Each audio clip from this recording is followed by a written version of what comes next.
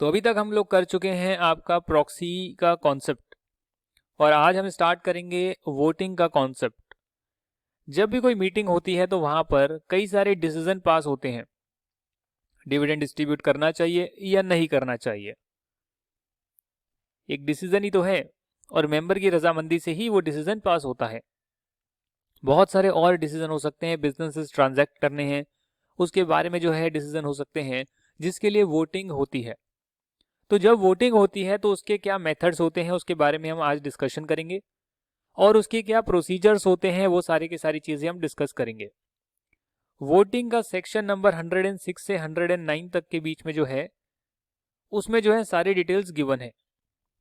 वैसे तो आगे भी है, 110 में भी आ रहा है पोस्टल बैलेट एटसेट्रा एटसेट्रा, तो सारी चीजें ही हम धीरे धीरे डिस्कस करेंगे। Meeting takes place to discuss and decide upon the topics which are important, इसीलिए उन टॉपिक्स पर सबकी कंसेंसस यानी कि मर्जी सहमति होनी जरूरी होती है और इसीलिए जो है वहां पर वोटिंग होती है। यानी जो उनकी सहमति है, मेजॉरिटी मेंबर्स की सहमति है या नहीं, उसके लिए वोटिंग होती है। तो वोटिंग के कई तरीके होते हैं। पहला है बाय शो ऑफ हैंड्स। एक मेंबर के पास भले ही 90% शेयर्स हो, दूसरे के पास भले ही 1% हो, तीसरे के पास भले ही 2% शेयर हो, बट पहले पूछा जाता है कि आप 3 लोग हैं, तीनों में से कितने लोग इस पर्टिकुलर मुद्दे पर सहमत हैं। 3 की जगह 100 भी हो सकते हैं, 100 की जगह 200 मेंबर भी हो सकते हैं, बट पहले ये पूछा जाता है कि आप हैंड अपना रेज करें, इस डिसीजन पर आप एग्री करते हैं या नहीं। और जितने हाथ खड़े होते हैं फेवर में, यदि वो ज्यादा हैं, काउंट कर लिया 1 2 3 4 कर कर, अगर वो ज्यादा हैं, 200 मेंबर्स आ रहे हैं और 120 लोगों ने हाथ खड़ा कर लिया कि हाँ हम फेवर में हैं, तो वहां हम कह सकते हैं कि इस डिसीजन को हम पास कर देते हैं by show of hands, voting हो गई है। बट कुछ मेंबर बोल सकते हैं नहीं नहीं नहीं सर, हमारे पास तो 70% शेयर है, 60% शेयर है, बट जब हमने हाथ खड़ा किया तो आपने उसको एक ही वोट माना, एक ही काउंट माना, जो कि गलत है। तो वो वहां पर डिमांड कर सकते हैं कि नहीं नहीं, हम चाहते हैं कि बाय शो ऑफ हैंड्स ना हो, बाय इलेक्ट्रॉनिक मींस या बाय डिमांड ऑफ पोल जो है उसके थ्रू जो है, पोल के थ्रू जो है एक्चुअल में जो वोटिंग होती है, जिसमें जितने परसेंट शेयर होल्डर हैं उतने परसेंट हमारे वोटिंग की पावर होती है, उस हिसाब से जो है वोट होने चाहिए। तो ये पूरा का पूरा जो है कामझाम है। डिमांड कर सकते हैं मेंबर्स की पोल से होना चाहिए और एंड में जो है पोस्टल बैलेट, यानी कि आप जो है अपना वोट जो भी है लिखकर चिट्ठी में भेज सकते हैं। तो वो सारे जो पॉइंट्स हैं वो सारे हम डिस्कस अभी कर रहे हैं। सबसे पहले लिखा हुआ है restriction on voting rights, section 106। क्या हम किसी मेंबर को वोट करने से रोक सकते हैं क्या, ये उसकी बात करता है। तो यहां पर लिखा हुआ है कि ये जो सेक्शन है ये ओवररूल कर देता है आपके पूरे एक्ट को, यानी कंपनीज एक्ट एक तरफ और ये सेक्शन एक तरफ, यानी कि सेक्शन में जो बात लिखी गई है उसको मानना ही पड़ेगा, चाहे कंपनीज एक्ट में कहीं और कुछ और क्यों ना लिखा हो। तो ये जो सेक्शन 106 है इसकी बात हम मानेंगे हमेशा। और ये कहता है, सेक्शन 106 सब सेक्शन 1 बोलता है कि अगर article of association of a company में, article of association of a company में ऐसा लिखा है, कोई भी मेंबर अपने वोटिंग राइट्स को एक्सरसाइज नहीं कर पाएगा उन शेयर्स के लिए जो उसके नाम पर रजिस्टर्ड तो हैं, पर उसके लिए उसने कॉल्स इन अरियर नहीं दी है, कॉल्स का पेमेंट नहीं किया है। जो कॉल मनी मांगते हैं ना, शेयर अलॉट होते हैं, अलॉटमेंट मनी आती है, 10 रुपए का शेयर है, 2 रुपए की अलॉटमेंट मनी आई, उसके बाद 3 रुपए और मांगे, वो 10 रुपए का पर शेयर का जो प्राइस है उसमें 3 रुपए और मेंबर से मांगे, दिए नहीं, उन्हें बोलते हैं कॉल्स इन अरियर। तो यहां पर अगर आपका आर्टिकल्स बोलता है कि हमने कॉल तो मांगी, मेंबर्स को बोला कि आपने जो शेयर लिए हैं उसके पैसे तो दे दो, पर मेंबर देते नहीं है, तो उन मेंबर को हम वोटिंग का राइट नहीं देंगे। और उन शेयर्स में जिसमें कंपनी ने अपना लीन एक्सरसाइज कर लिया, राइट ऑफ लीन, यानी कि जब फोर फीचर करते हैं ना शेयर को, तो शेयर वापस ले लेते हैं, आपने कॉल मनी का पैसा नहीं दिया, हम उसको फोरफिट कर रहे हैं, हम उसे अपनी कस्टडी में ले रहे हैं, हम उन शेयर्स पर लीन लेकर आ रहे हैं, यानी rightful position of somebody else property, lean. Charge में भी किया था ये शायद हमने। तो बस यही है, अगर कंपनी का आर्टिकल बोलता है तो उन मेंबर्स को जिन्होंने कॉल्स नहीं दिया है, जिनके शेयर्स पर कंपनी ने लीन एक्सरसाइज करा है, उन्हें वोटिंग के राइट्स नहीं होंगे। अगर आर्टिकल नहीं बोलता है तो उन्हें कोई भी वोटिंग करने से नहीं रोक सकता है, फिर तो वो हमेशा वोट कर सकते हैं। सेक्शन 106 का सबसेक्शन 2 कहता है, ऊपर जो ग्राउंड हमने डिस्कस करा है कॉल्सिनरी या राइट ऑफ लीन वाला, उसके अलावा किसी और ग्राउंड पर मेंबर्स को वोट करने से नहीं रोका जा सकता। ये आपका पॉइंट नंबर 2 बोलता है। सेक्शन 106 सबसेक्शन 3 आ गया। ये कहता है, बहुत बढ़िया बात, ब्यूटीफुल बात बोलता है, ये बहुत ही जबरदस्त बात बोलता है। ये कहता है कि मेंबर को अपने सारे वोट यूनिफॉर्म मैनर में डालने की जरूरत नहीं है। यानी कि अगर मान लेते हैं कि मेरे पास 20,000 शेयर्स हैं, तो जरूरी नहीं है कि मैं अगर बोल रहा हूं कि इस डिसीजन की मैं फेवर में हूं तो मैं 20,000 शेयर्स के लिए बोलूं कि हाँ, एक शेयर का एक वोट होता है, तो 20,000 वोट जो है मेरे जो है इस डिसीजन के फेवर में है। जरूरी नहीं है। आप कह सकते हैं कि मैं 5,000 वोट इसके फेवर में दे रहा हूं, 15,000 इसके फेवर में नहीं दे रहा हूं। आप उसे भी बाइफरकेट कर सकते हैं। तो ये यहां पर लिखा है, बहुत इंटरेस्टिंग बात है जिस पर क्वेश्चन पूछे जा सकते हैं।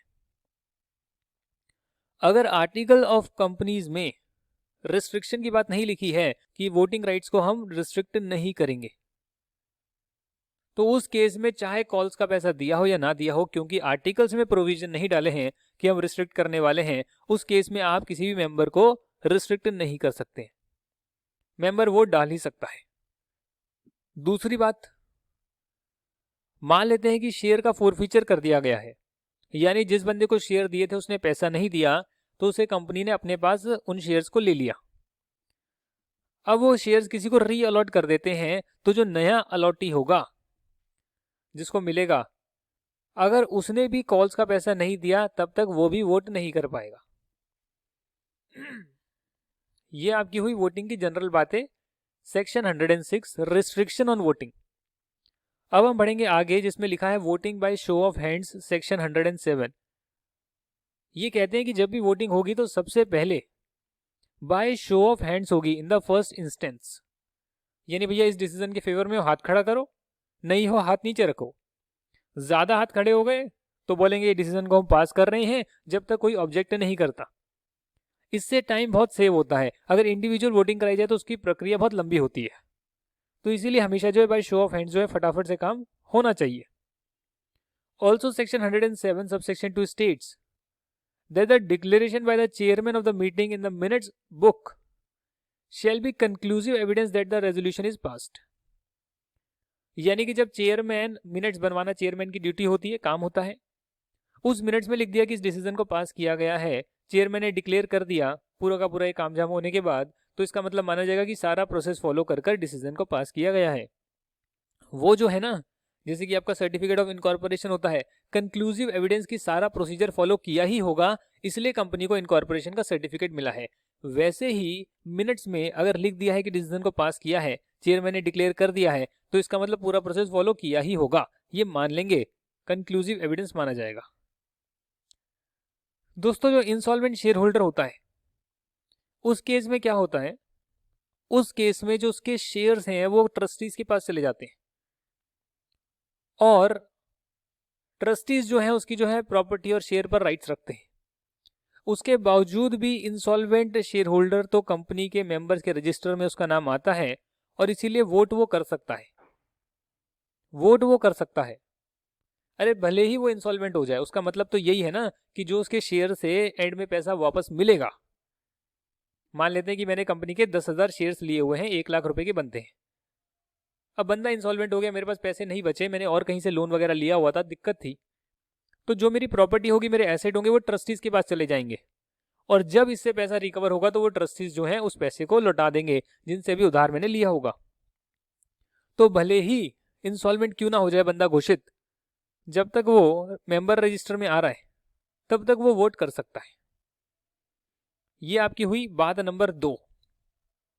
अब जो तीसरी बात है वो इतनी इंपॉर्टेंट है कि उसमें आपकी पूरी की पूरी क्लास चलेगी, बहुत लंबी क्लास चलेगी, जो बात करता है वोटिंग थ्रू इलेक्ट्रॉनिक मीन्स, जो कि रिसेंटली इंट्रोड्यूस हुआ है, पहले नहीं हुआ करता था।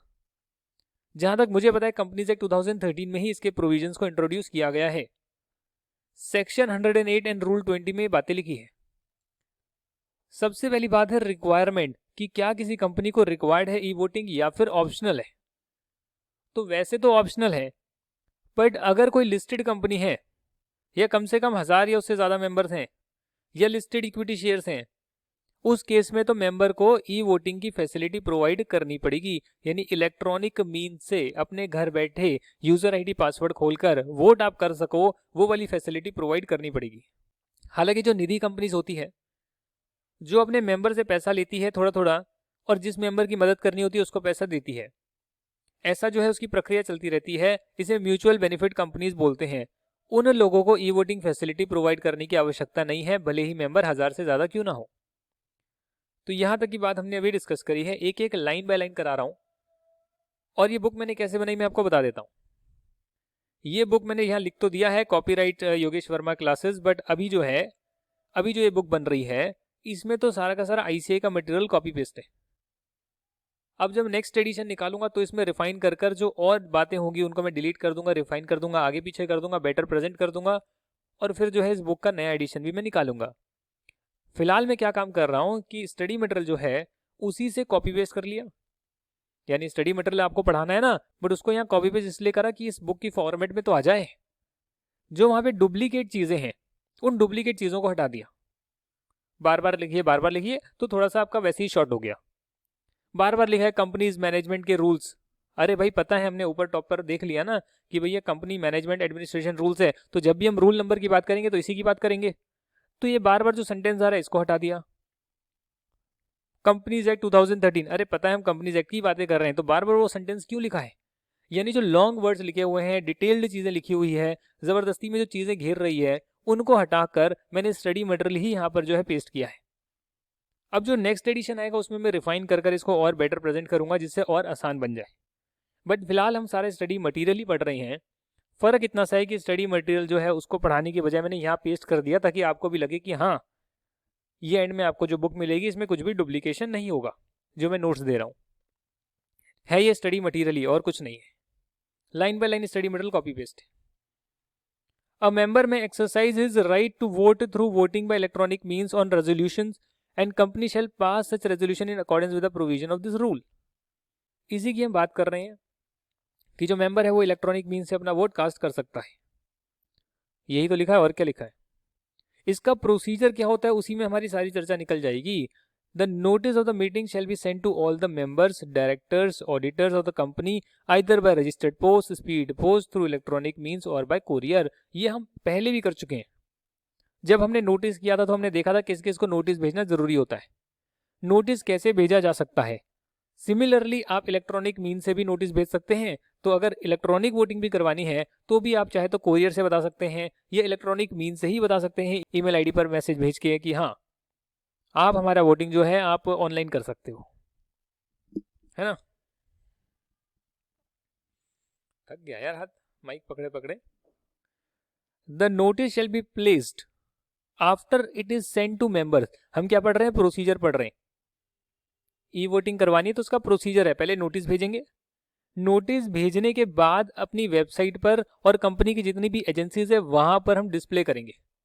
दूसरी बात, the notice of the meeting shall clearly state that. तीसरी बात, नोटिस भेजना है, वेबसाइट पर लगाना है कंपनी की अगर है तो, कंपनी की जितनी एजेंसीज है वहां भी लगाना है, प्लेस करना है, और नोटिस में ये बातें लिखी होगी, कौन कौन सी बातें वो नीचे दे रखी है। आप मुझे पूछेंगे याद करना है क्या, मैं सिंपल सी ये बात बताने वाला हूं कि जो प्रोसीजर्स होते हैं वो होते हैं बहुत लेंदी। तो प्रोसीजर्स में आपको जो है स्टेप्स अगर कुछ याद हो पाए तो अच्छी बात है, बट उसके अलावा आपको ज़्यादा समय व्यर्थ करने की ज़रूरत नहीं है, क्योंकि प्रोसीजर जो है वो लेंदी है। लेंदी मतलब कि आपको 2 पेज 3 पेज का 4 पेज का प्रोसीजर कितना भी बना दो, उसका क्या क्वेश्चन आएगा। हो सकता है कि 8 नंबर का कोई क्वेश्चन शायद आ जाए, बट अगर आप ज़्यादा समय अपना प्रोसीजर याद करने में निकाल देंगे तो आप जो क्रिटिकल बातें हैं उसमें आप नहीं निकाल पाएंगे, फिर उसमें समय नहीं निकाल पाएंगे, उसको रिटेन नहीं कर पाएंगे। जैसे कि फॉर एग्जाम्पल, ई वोटिंग की फैसिलिटी किसको प्रोवाइड करनी जरूरी है, तो आप बता सकते हैं कि जो लिस्टेड कंपनी है, ये जिनमें 1000 मेंबर इससे ज़्यादा हैं, उन्हें जो है ई वोटिंग की फैसिलिटी प्रोवाइड करनी जरूरी है। तो ये हुआ एप्लीकेशन बेस्ड क्वेश्चन। प्रोविजन पता है, अप्लाई कर सकते हो, बता सकते हो कि इसको ई वोटिंग देना जरूरी है। कैसे देना जरूरी है उसका बहुत बड़ा प्रोसीजर है, जिसमें से कोई एक स्पेसिफिक प्रोविजन का क्वेश्चन आ सकता है, पर पूरा आ जाएगा आई कांट से कि बोल देंगे आप प्रोसीजर ही लिख दो, 8 नंबर का 16 नंबर का प्रोसीजर लिख दो, तो आईसीआई ये चेक नहीं करता, आईसीआई एप्लीकेशन चेक करता है। नोटिस में क्या क्या चीजें होगी देखते हैं।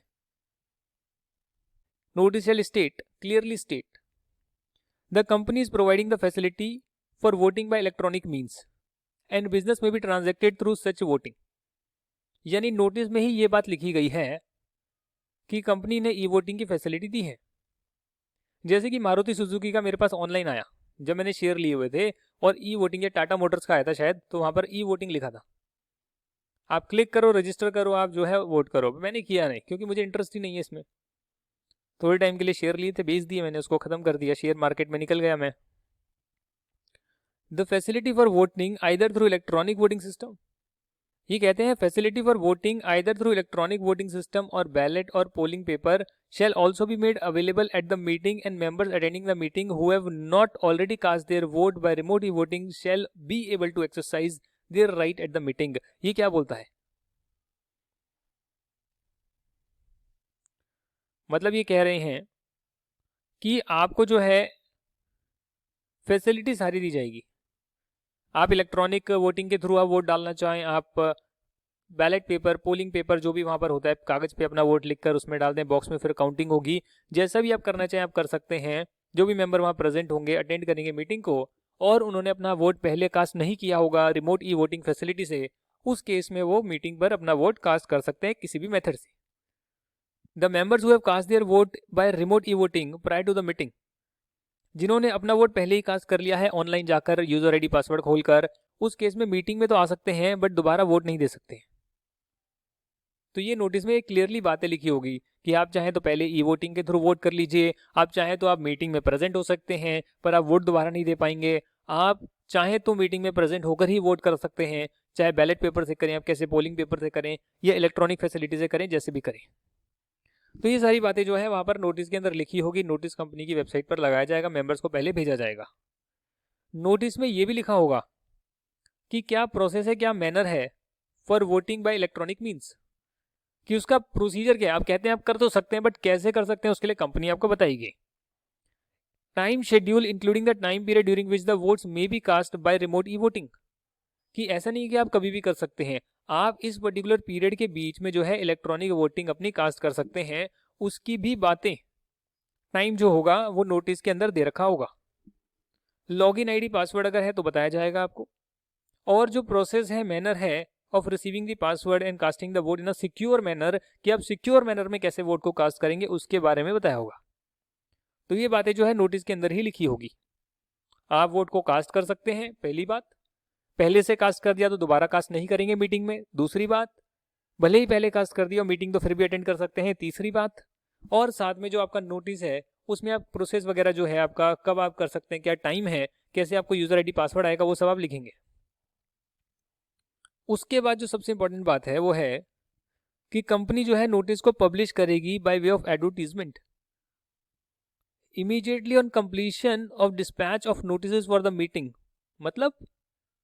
मतलब कि आपने नोटिस को मेंबर को भेजा, नोटिस मेंबर को भेजा, आपने कंपनी की वेबसाइट पे लगाया, अब आप उसको एडवर्टाइज भी कर रहे हैं 21 दिन पहले जनरल मीटिंग से, और एक वर्नाकुलर लैंग्वेज में, एक इंग्लिश न्यूज़पेपर में, दोनों में आप जो है क्लासीफाई कर रहे हैं, मतलब कि पब्लिश कर रहे हैं, एडवर्टाइज कर रहे हैं। इंग्लिश न्यूज़पेपर की कंट्री वाइड सर्कुलेशन होनी चाहिए, और जो वर्नाकुलर लैंग्वेज है उसकी वहां पर बहुत पॉपुलर होना चाहिए, जिस भी जगह पे आपका रजिस्टर्ड ऑफिस है, जिस भी डिस्ट्रिक्ट में आपका रजिस्टर्ड ऑफिस है। And specifying in the said advertisement inter Alia the following matters, ये कहते हैं कि जब भी कंपनीज एक्ट में लिखा है कि जब भी आप नोटिस को पब्लिश करेंगे अपनी एडवर्टाइजमेंट के लिए, नोटिस जो भी आपका जनरल मीटिंग का है उसकी एडवर्टाइजमेंट करेंगे, तो वहां पर आप क्या क्या लिखेंगे, आप उसमें कंटेन करेंगे statement that the business may be transacted through voting by electronic means. वहां पर आप लिखेंगे कि जो आपका वोट है वो आप इलेक्ट्रॉनिक मीन से कर सकते हैं। Date and time of commencement of remote e voting, कि मान लेते हैं कि अगर 10 अगस्त को जो है हमारी जनरल मीटिंग है, तो कितना पहले, किस टाइम तक आप अपनी ई वोटिंग फैसिलिटी से, रिमोट ई वोटिंग फैसिलिटी से, यानी घर बैठे आप अपना वोट को कास्ट कर सकते हैं, किस टाइम तक ये खुला होगा, कब एंड होगा, क्या कट ऑफ डेट है, यानी कि किस दिन तक आप अगर मेंबर थे तो आप इस वोट का फायदा उठा सकते हैं, वोट आप कर सकते हैं। Manner in which person who have acquired shares and become members of the company after the dispatch of notice में ऑब्टेन दी लॉगिन आईडी पासवर्ड। मतलब कि जिनको ये पर्टिकुलर जो है डिस्पैच हो चुके थे नोटिस और उसके बाद जो है मेंबर आप बने, अगर ऐसी सिचुएशन आती है तो आपके पास लॉगिन आईडी पासवर्ड की डिटेल नहीं आई होगी, तो उस केस में आप कैसे ऑब्टेन कर सकते हैं। The statement that remote e voting shall not be allowed beyond the set date and time. अब आप एक स्टेटमेंट में लिख रहे हैं कि इस दिन के बाद, जिस दिन तक भी आपने अलाउ किया है रिमोट ई वोटिंग फैसिलिटी को, उस दिन के बाद अलाउ नहीं होगी, क्लियरली लिख देना। Manner in which company shall provide for voting by members present at the meeting, मतलब जो लोग प्रेजेंट होंगे मीटिंग में वो किस मैनर में वोट कर सकते हैं उसकी बातें लिखी होगी। A member may participate in general meeting even after exercising his right to vote through remote e voting, पर अगर वो रिमोट ई वोटिंग से अपना वोट कर चुका है तो दोबारा से मीटिंग में वोट कास्ट नहीं कर पाएगा। A person whose name is recorded in the register of members और in the register of beneficial owners maintained by the depositories as on the cut off date only shall be entitled to avail the facility of remote e-voting as well as voting in general meeting। अब जिस member का register में नाम ही नहीं है cut off date तक, आपको पता है ना कि एक कट ऑफ डेट होती है, इस दिन तक जिसने हमारे शेयर्स को होल्ड किया है वो जनरल मीटिंग का पार्ट बन सकता है और जो है वोट कर सकता है, उसे कट ऑफ डेट बोलते हैं। तो कट ऑफ डेट तक अगर आप मेंबर थे ही नहीं, उसके बाद आप बनते हैं, जरूरी नहीं कि आप एजीएम वाले दिन आप शेयर ले लें, आप कहें यार आज तो मैं शेयर होल्डर बन गया मैं वोट करूंगा, नहीं। तो जो कट ऑफ डेट फिक्स करी गई है उस दिन तक जो मेंबर होंगे जिनका लिस्ट में नाम होगा वो लोग जो है वोट कर सकते हैं। कंपनी का जो वेबसाइट एड्रेस है और जो उसकी एजेंसी है जहां पर नोटिस जो है डिस्प्ले किया जा रहा है उसकी डिटेल आप बताएंगे। और जो रिस्पॉन्सिबल है पर्सन्स ग्रीवेंस हैंडल करने के लिए, ये जो इसको मैनेज कर रहे हैं फैसिलिटी को, ई वोटिंग की, इलेक्ट्रॉनिक वोटिंग की, उनका नाम, designation, address, email ID, phone number आप जरूर देंगे। तो ये सारी की सारी चीजें आप कहाँ कर रहे हैं, एडवर्टीजमेंट में पब्लिश कर रहे हैं। Provided that the public notice shall be placed on the website of the company if any and of the agency, वो तो मैंने आपको स्टार्टिंग में बता दिया। इसके बाद देखते हैं और क्या क्या बातें लिखी हैं। अगेन प्रोसीजर है, इसमें रटने वाला कुछ भी नहीं है, प्रोसीजर लंबे लंबे चल रहे हैं, आप बस उसको एक कहानी की तरह इसको देखिएगा और जो क्रिटिकल पॉइंट्स है उसको कहानी की तरह मत देखिएगा। यानी दो चीज़ें हैं, एक है कहानी, एक है प्रोसीजर। कैसे जाना है, गाड़ी कैसे चलानी है, गाड़ी में बैठना है, चाबी डालनी है, चाबी स्टार्ट करनी है, क्लच दबाना है, गियर लगानी है, छोड़ना है, हैंड ब्रेक पहले नीचे होनी चाहिए, उसके बाद स्टार्ट करना है, जो भी है एक्सेलेटर देना है, गियर चेंज करनी है, वो प्रोसीजर बता रहे हैं। तो प्रोसीजर को आपको याद भी करना है, प्रैक्टिकली सोच कर देखोगे तो याद भी हो जाएगा। बट जहाँ क्रिटिकल बातें आएगी, जहाँ एप्लीकेशन बेस्ड क्वेश्चन आएंगे, वहां पर आपको थोड़ा ज़्यादा ध्यान रखना है, ज़्यादा अपनी मेमोरी को शार्प रखना है। यहाँ भी रखना है definitely, but line by line रटने की जरूरत नहीं है, ये मैं कहना चाहता हूँ। जो लंबा लंबा प्रोसीजर है उसे लाइन बाय लाइन रटने की जरूरत नहीं है, एक माइंड में एक होना चाहिए कि हाँ ऐसे ऐसी चीज़ें होती है। नोटिस पब्लिश होता है, वेबसाइट पर भी जाता है, एडवर्टीजमेंट में भी जाता है, एक इंग्लिश में जाता है, एक वर्नाकुलर लैंग्वेज में पब्लिश होता है, उसमें कुछ डिटेल्स दे रखी होती है, कुछ टाइमिंग वगैरह होती है, आप ई वोटिंग कब कर सकते हैं, अगर मेंबर ने पहले वोटिंग कर दी दोबारा नहीं कर सकता। ये जनरल बातें जो हैं, ये जितनी जितनी आपको रिकॉल होगी आप वो सारी अपने दिमाग में रख सकते हैं। क्लॉज बाय क्लॉज में याद रखता हूँ नहीं, point number A, point 2, point 3, नहीं, ऐसा नहीं करना है आपको। लंबे लंबे प्रोसीजर में ऐसा काम नहीं करना है। Timing for opening of e voting, कम से कम जो है 3 दिन तक जो है ये फैसिलिटी ओपन रहेगी और 5 बजे क्लोज हो जाएगी on the date preceding the date of general meeting. यानी अगर 8 अगस्त जो है या 10 अगस्त जो है उसको जनरल मीटिंग है तो उससे पिछला दिन हुआ 9 अगस्त। 9 अगस्त को शाम 5 बजे जो है 5 PM, क्या लिखा है मैंने समझ में भी नहीं आ रहा, 5 PM बंद हो जाएगी वोटिंग। यही है बस, हाँ जी बस यही है, यही है बस, यही है भैया, यही है, यही है, यही तो है मेरे देश की। Option for remote e voting, नया प्रोविजन। मेंबर जो है जिनके पास शेयर्स हैं, चाहे फिजिकल फॉर्म में हो या डीमैट फॉर्म में हो, यानी कि आप ऑनलाइन बाय करते हैं ना, ICICI सिक्योरिटीज हो गया, बहुत सारी वेबसाइट्स हो गई जो शेयर ब्रोकरेज का काम करती है, आप वहां से बाय करते हैं, परचेज करते हैं, उस केस में आपके शेयर्स डीमैट फॉर्म में होते हैं, हार्ड कॉपी आपको नहीं मिलता है। उन दोनों ही केस में अगर आपके पास कट ऑफ डेट तक शेयर्स हैं तो आप रिमोट ई वोटिंग फैसिलिटी का लाभ उठा सकते हैं। पर अगर नोटिस डिस्पैच पहले कर दिया है और उसके बाद आपने शेयर लिए बट कट ऑफ डेट से तो पहले ले लिए, उस केस में डेफिनेटली कंपनी बताएगी आप किसको कांटेक्ट करें और लॉगिन आईडी पासवर्ड अपना कैसे लें। तो प्रैक्टिकली सोच के देखिए ना कितनी कितनी सिचुएशन हो सकती है। उन सभी सिचुएशन की बातें यहाँ लिखी है। Provided that once the vote on a resolution is cast by the member, he shall not be allowed to change it subsequently or cast vote again. आपने रिमोट ई वोटिंग में यस दबा दिया, हाँ मैं फेवर में हूं। अब आप जाते हैं जनरल मीटिंग में, कहते हैं काम करो, मैं दोबारा वोट नहीं दे रहा, बट जो मैंने ऑलरेडी यस वाला वोट दिया उसको नो कर दो। नहीं कर सकते। Provided further that the member may participate in the general meeting even after exercising his right to vote, पर दोबारा वोट नहीं दे पाएगा। ये बात को 5 बार लिखा था, शायद 5 बार मैंने करवा दिया। ये बात को 5 बार लिखा था और 5 बार शायद मैंने पढ़वा दिया। बार बार लाइन लिखी है, रिमोट ई वोटिंग से वोट कर दिया तो दोबारा मीटिंग में आ तो सकते हो, वोट नहीं कर सकते। 5 बार लिख दिया। जहां भी मन करे लिख देना ये लाइन को आप। अगर ये आती है, अगर वोटिंग पर चीजें आती है तो ये वाली लाइन तो लिख ही देना है। At the end of the remote e-voting period, the facility shall forthwith be blocked. जैसे ही ई वोटिंग का टाइम खत्म हुआ उसके बाद फैसिलिटी को ब्लॉक कर दिया। उसके बाद सोच रहे हैं यार मैं वोट कर देता हूँ, छूट गया है, लॉगिन करा, पासवर्ड करा, you are not allowed, facility blocked, खत्म, टाइम खत्म, फैसिलिटी खत्म। जैसे हमारा लाइव बैच का डेट खत्म रजिस्ट्रेशन का, उसके बाद गायब, वेबसाइट से गायब, अब नहीं कर सकते। Provide that if a company opts to provide the same electronic facility as used during the remote e-voting during the general meeting, company कह रही है कि जो हमने रिमोट ई वोटिंग की फैसिलिटी दी है कि आप घर बैठे वोट कर सको, हम चाहते हैं कि जनरल मीटिंग खत्म होने तक हम वही फैसिलिटी आपको दें, हम वही फैसिलिटी रखें, ऑनलाइन रखें। जनरल मीटिंग चल रही है तब भी ऑनलाइन फैसिलिटी है कि आप वोट कर सकते हैं। The said facility shall be in operation till all the resolutions are considered, यानी कि जनरल मीटिंग स्टार्ट हो गई, ऐसा नहीं कि बीच में कुछ डिसीजन पास कर दिए, मीटिंग खत्म नहीं हुई, कुछ डिसीजन बाकी हैं, आप कहते हैं खत्म, अब रिमोट ई वोटिंग की फैसिलिटी गायब हो गई। ये नहीं होगा। अगर कंपनी इंटेंड करती है उसको पहले बताना पड़ेगा कि ये फैसिलिटी जनरल मीटिंग तक ओपन रहेगी, रिमोट ई वोटिंग, तो उस केस में जनरल मीटिंग के बीच में बंद नहीं कर सकते, फिर सारे रेजोल्यूशन पास हो जाएंगे, उसके बाद ही इस फैसिलिटी को आप हटा सकते हैं। तो या तो आप पहले बंद करें या जनरल मीटिंग तक पूरा चलाएं, पहले इन्फॉर्म कर रखें आप,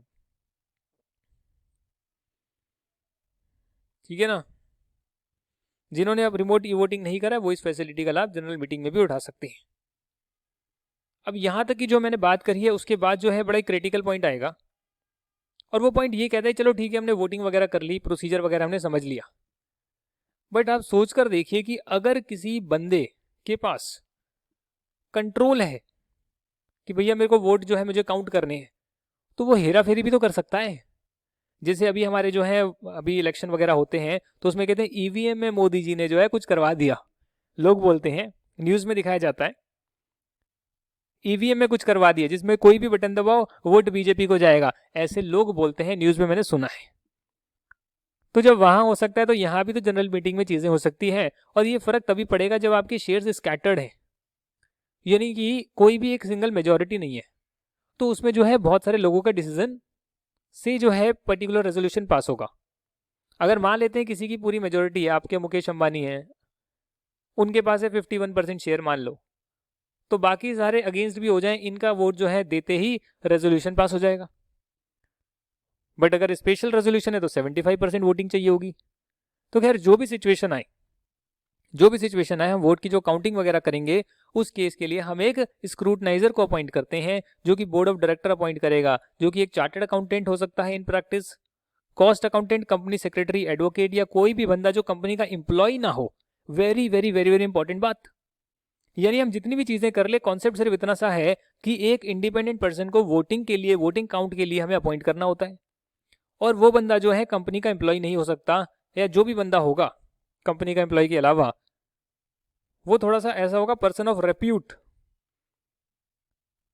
बोर्ड ऑफ डायरेक्टर्स की ओपिनियन में, जो स्क्रूटनाइज कर सकता है वोटिंग और रिमोट ई वोटिंग के प्रोसेस को फेयर और ट्रांसपेरेंट मैनर में जो है कंडक्ट कर सकता है। ऐसा बंदा होना चाहिए, साफ सुथरा बंदा होना चाहिए, बंदी होनी चाहिए, कोई भी हो सकता है भाई, जो मर्जी हो, provided that the scrutiniser may appoint, हालांकि जो स्क्रूटनाइजर है उसको जो है ज़्यादा कंप्यूटर की नॉलेज शायद ना हो, तो इसलिए वो किसी की हेल्प ज़रूर ले सकता है, बट जो कंपनी के एम्प्लॉयमेंट में बंदा होगा उसकी हेल्प बिल्कुल भी नहीं लेगा। स्क्रूटनाइजर का यही फंक्शन है कि वो अपॉइंट किया जाएगा, वो कहेगा कि मैं अपॉइंट होता हूँ और मैं असर्टेन करूंगा कि मेजॉरिटी किसको मिली है, डिसीजन के फेवर में है, अगेंस्ट में है, किसने क्या वोट दिया है और क्या डिसीजन पास होना चाहिए इस पर्टिकुलर रेजोल्यूशन पर, वो मैं काउंटिंग वगैरह करूंगा, सारा प्रोसेस को मैं मॉनिटर करूंगा। ये जो है स्क्रूटनाइजर का काम है। हालांकि चेयरमैन का भी ऐसे ही कुछ सिमिलर काम होता है, आपको पता है चेयरमैन अपॉइंट करते हैं हर मीटिंग का, उसका भी यही काम होता है कि मीटिंग ढंग से हो जाए। बट जहां पर ये वोटिंग काउंट करने के लिए स्क्रूटनाइजर को अपॉइंट किया जाता है, तो वहां पर चेयरमैन जो होगा जनरल मीटिंग का, at the end of the discussion on the resolution on which voting is to be held, यानी पहले डिस्कशन करेंगे हम क्या चीज करना चाहते हैं, फिर बोलेंगे now you can vote, now you can vote, chairman allow करेगा वोटिंग करी जाए और स्क्रूटनाइजर की असिस्टेंस से जो है ऑर्गेनाइज करेगा। स्क्रूटनाइजर एक इंडिपेंडेंट बंदा हो गया, आप समझ लीजिए, और जो चेयरमैन है वो चेयरमैन तो है ही है, मीटिंग का चेयरमैन अपॉइंट किया था, तो सारा काम चेयरमैन ही करा रहा है, बट स्क्रूटनाइजर का काम सिर्फ वोटिंग काउंट करने का है और वोटिंग प्रोसेस करवाने का है। तो चाहे बैलेट हो, पोलिंग पेपर हो, चाहे इलेक्ट्रॉनिक वोटिंग सिस्टम हो, कैसे भी आप करें, वो सारा का सारा जो है वोटिंग करी जाएगी। उसके बाद वोट को काउंट करेंगे, तो काउंट भी स्क्रूटनाइजर करेगा। जैसे ही कंक्लूजन होता है of voting at the general meeting, first count the vote cast at the meeting, thereafter unblock the votes cast through remote e voting in the presence of at least 2 witness not in the employment of company. अब इस बात को समझिएगा, जिन लोगों ने remote e voting से, यानी general meeting होने से पहले अपना वोट कास्ट कर दिया इलेक्ट्रॉनिकली, उनकी डिटेल्स जो हैं वो स्क्रूटनाइजर के पास जाती है, बट ये नहीं जाती कि इन मेंबर्स ने किस फेवर में वोट दिया है, कितने शेयर्स इनके पास हैं, इन्होंने किस फेवर में, किसके फेवर में वोट दिया वो नहीं जाता, कैसे वोट दिया वो नहीं जाता, बस ये जाता है कि हाँ ये मेंबर्स की डिटेल है, इनके वोट कास्ट हो गया, जो भी है वो डिटेल जाती है स्क्रूटनाइजर के पास, ताकि वो देख सके कि ये मेंबर दोबारा जो है वोट कास्ट ना करें।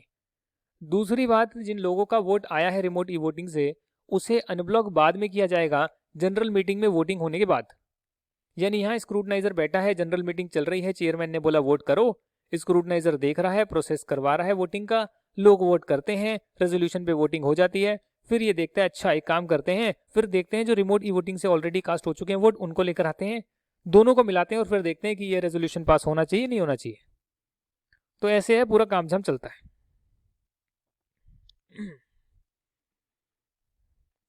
और जब ये अनब्लॉक करेगा ये वोट्स को, तो 2 विटनेसेस के साथ में रहेंगे, क्योंकि स्क्रूटनाइजर पर भी भरोसा नहीं है, ये किसी से मिला हो गड़बड़ करे तो 2 विटनेस साथ में रहेंगे। Not in the employment of the company, ठीक है। 3 दिन के विदिन स्क्रूटनाइजर एक अपनी रिपोर्ट देगा, कंसोलिडेटेड रिपोर्ट, कि कितने टोटल वोट कास्ट हुए हैं फेवर में और अगेंस्ट में, और ये रिपोर्ट चेयरमैन को पब्लिश करेगा, चेयरमैन को सबमिट करेगा, या फिर कोई और बंदा जिसको ये ऑथराइज किया हो। प्रोवाइडेड द चेयरमैन और the person authorised by him in writing shall declare the result of the voting फोर्थविथ।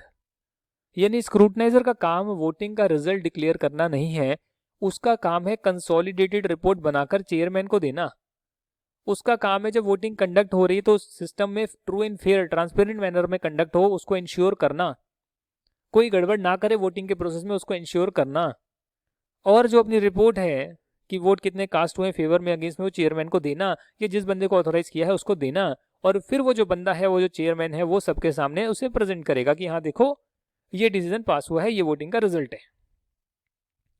Explanation में लिखा है एक बड़ी इंपॉर्टेंट बात, it is hereby clarified that the manner in which member have cast their vote, that is affirming or negating the resolution, shall remain secret and not available to the chairman, scrutinizer or any other person till the votes are cast in the meeting। इसका मतलब ये हो गया कि जिन लोगों ने vote cast करा है उसमें स्क्रूटनाइजर को पता होता है कि ये जो मेंबर है वोट कास्ट कर चुका है, बट फेवर में किया है अगेंस्ट किया है वो नहीं पता होगा। रिमोट ई वोटिंग से ये मेंबर जो है इसकी डिटेल आ गई, इस मेंबर ने वोट कास्ट कर दिया है, बट फेवर में किया अगेंस्ट में किया नहीं पता होगा। ये जो है डिटेल्स जो है स्क्रूटनाइजर के पास रहेगी। For the purpose of ensuring members who have cast their vote through e voting do not cast vote again. Scrutiniser के पास ये डिटेल होती है before the start of general meeting कि कौन कौन से मेंबर हैं, उनका क्या नाम है, फोलियो है, नंबर ऑफ शेयर्स उनके पास हैं, वो डिटेल होती है जो ऑलरेडी अपना वोट कास्ट कर चुके हैं रिमोट ई वोटिंग से, बट किसके फेवर में किया है, अगेंस्ट में किया है, वो नहीं पता होगा, वो तो सीक्रेट है। रजिस्टर को हम मेंटेन करेंगे, चाहे वो मैनुअल हो चाहे इलेक्ट्रॉनिक हो, टू रिकॉर्ड द असेंट और dissent received, mentioning the particulars of name, address, folio number और client ID of the members, number of shares held by them, nominal value of shares and whether the shares have differential voting rights. ये share capital के chapter में करेंगे, differential voting rights क्या होते हैं, यानी share में अलग अलग जो है वोटिंग राइट्स दे रहे हैं, एक शेयर की 2 वोट्स हैं, differential voting right.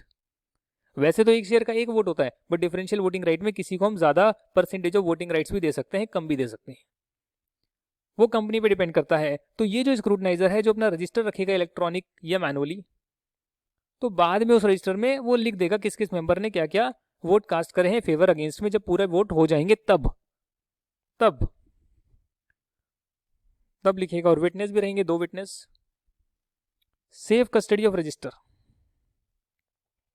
The register and all the papers relating to voting by electronic means shall remain in the custody of scrutinizer until chairman considers, approves and signs the minutes, and thereafter the scrutinizer shall hand over the register and other related papers to the company। ऐसा क्यों है sir? ऐसा इसलिए है क्योंकि minutes में लिखा होता है कि हमने ये रेजोल्यूशन पास किया, आपकी वोटिंग हो गई, स्क्रूटनाइजर के पास डिटेल है, चेयरमैन को नहीं पता कि डिसीजन पास हुआ या नहीं हुआ, नहीं पता उसे। स्क्रूटनाइजर बताता है, एंड में वोट्स को अनलॉक करता है 2 विटनेस की प्रेजेंस में, ये डिसीजन पास हुआ या नहीं हुआ है। चेयरमैन को पता लग गया, जो रजिस्टर मेंटेन किया था किसने कहां कहां पर वोटिंग करी है, वो स्क्रूटनाइजर ने चेयरमैन को हैंडओवर कर दिया। चेयरमैन ने उसको फेरबदल कर दिया और डिसीजन जो पास था उसको बोल दिया कि पास नहीं हुआ है, और मिनट्स में चेंज करवाकर उसे पब्लिश कर दिया। तो क्या होगा, कुछ भी गड़बड़ ना हो जाए इसके लिए चेयरमैन को ये तो बताया जाता है डिसीजन पास हुआ है नहीं हुआ, बट किसने कितना वोट किया, किसके फेवर में किया, अगेंस्ट में किया, जो रजिस्टर मेंटेन होता है इलेक्ट्रॉनिकली या फिर जैसे भी आप करेंगे, वो मिनट्स साइन होने के बाद होगा चेयरमैन को हैंडओवर कि भैया अब लो, मिनट साइन हो गए, वो कंक्लूसिव एविडेंस है, डिसीजन पास हुआ या नहीं हुआ, अब जो है आप हमारा रजिस्टर भी ले लो। रिजल्ट ऑन वेबसाइट, जो भी रिजल्ट डिक्लेयर हुआ है और स्क्रूटनाइजर की जो रिपोर्ट है वो वेबसाइट पर लगाई जाती है, और अगर कंपनी की एजेंसी है वहां भी पब्लिश की जाती है immediately after the result is declared, और ये काम चेयरमैन का होता है। तो चेयरमैन की ड्यूटी हमने ऊपर पढ़ी है, बट वहां पर आप ये चीजें भी लिख सकते हैं। Provided that in case of company whose equity shares are listed on recognised stock exchange, उस केस में कंपनी को अपना जो रेजोल्यूशन होता है वो इन्हें कंसर्न स्टॉक एक्सचेंज को भी भेजना होता है, जैसे कि BSE Bombay stock exchange, national stock exchange, और वहां पर ही पब्लिश होता है। तो अगर आप चाहें तो वहां पर देख सकते हैं, कंपनी को सर्च करके उसके जो रेजोल्यूशन है वहां से आप कॉपी को निकाल सकते हैं।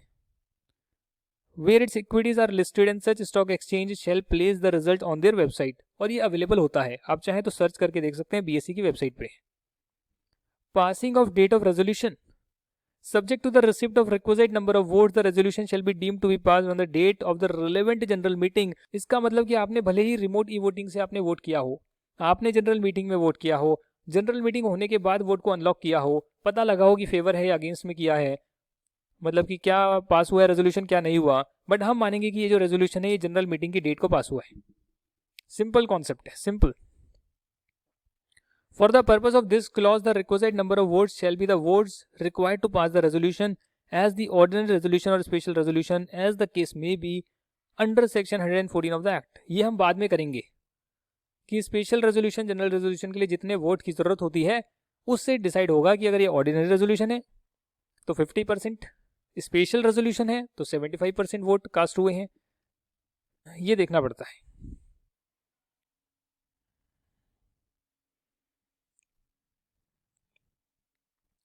Resolution not to be withdrawn, एक बार रेजोल्यूशन पास हो गया उसे फिर विड्रॉ नहीं कर सकते, जो चीज प्रपोज हो गई उसको विड्रॉ नहीं कर सकते, फिर नया रेजोल्यूशन जरूर पास करते होंगे नेक्स्ट मीटिंग में, बट जो एक बार पास हो गया उसको हटा नहीं सकते, वापस नहीं ला सकते हैं। ये अभी आपका हुआ करीब करीब 30-40% चैप्टर, 40% हो गया है। नेक्स्ट वीडियो में मैं इसके कंटिन्यू करूंगा इसको, और बहुत सारी बातें जो है कराने की कोशिश करूँगा फटाफट से, जिसके बाद आपका ऑलमोस्ट जो है 70-80% ये चैप्टर होगा। फिर नेक्स्ट 2 वीडियोज़ में जो है बाकी की चीज़ें मैं कराऊँगा। एक बार ये चैप्टर हो गया, फिर डिविडेंड वाला चैप्टर हम करेंगे और उसके बाद आपके 2 छोटे-छोटे चैप्टर करवाने के बाद आपका ऑलमोस्ट कंपनी लॉ कंप्लीट होगा। तो है बहुत लेंदी है, बड़ा है। चाहता तो मैं बहुत ईज़िली आपको जल्दी-जल्दी करा सकता था, बट मैंने कहा नहीं, डिटेल में देना है, क्योंकि समरी तो मैं बाद में भी दे सकता हूँ, 1 डे रिवीजन बिफोर एग्जाम तो बाद में भी दे सकता हूँ। अभी जो है जितना डिटेल में हम कर सके उतना करना चाहिए, और वही हमने किया है। Thank you very much for watching this video. Bye, see you in the next class, and revise करते रहना।